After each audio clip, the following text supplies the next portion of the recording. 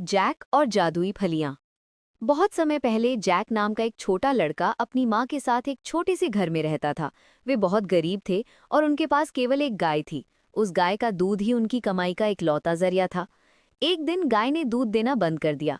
Jack की माँ चिंतित हो गई और उन्होंने जैक से कहा कि वो गाय को बाजार ले जाए और उसे बेच दे ताकि वे खाने के लिए कुछ खरीद सकें। बाजार जाते समय जैक की मुलाकात एक अजीब बूढ़े आदमी से हुई। उस आदमी ने जैक को बताया कि उसके पास जादुई फलियां हैं और उसने गाय के बदले उन्हें देने का प्रस्ताव रखा। जैक ने उस आदमी पर विश्वास कर लिया और खुशी खुशी गाय के बदले फलियां ले लीं। जब जैक घर लौटा और अपनी माँ को फलियां दिखाईं तो वो बहुत नाराज हुई। उन्हें पैसों की उम्मीद थी, फलियों की नहीं। गुस्से में आकर उन्होंने फलियों को खिड़की से बाहर फेंक दिया। एक जादुई सुबह। उस रात कुछ चमत्कारिक हुआ।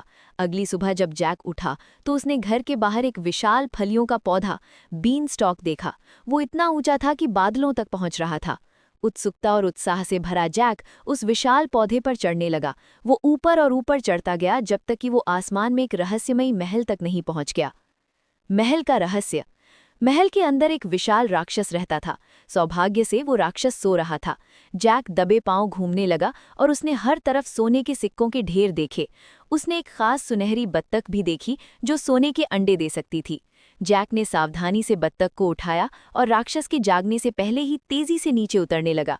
जब जैक घर पहुंचा तो सुनहरी बत्तख ने सोने के कई अंडे दिए। जल्द ही जैक और उसकी माँ अमीर हो गए और उन्हें फिर कभी पैसों की चिंता नहीं करनी पड़ी। उस दिन के बाद से वे दोनों खुशी खुशी साथ रहने लगे। क्या आप चाहते हैं कि मैं इस कहानी का कोई हिस्सा बदल दूं या इसे किसी और अंदाज में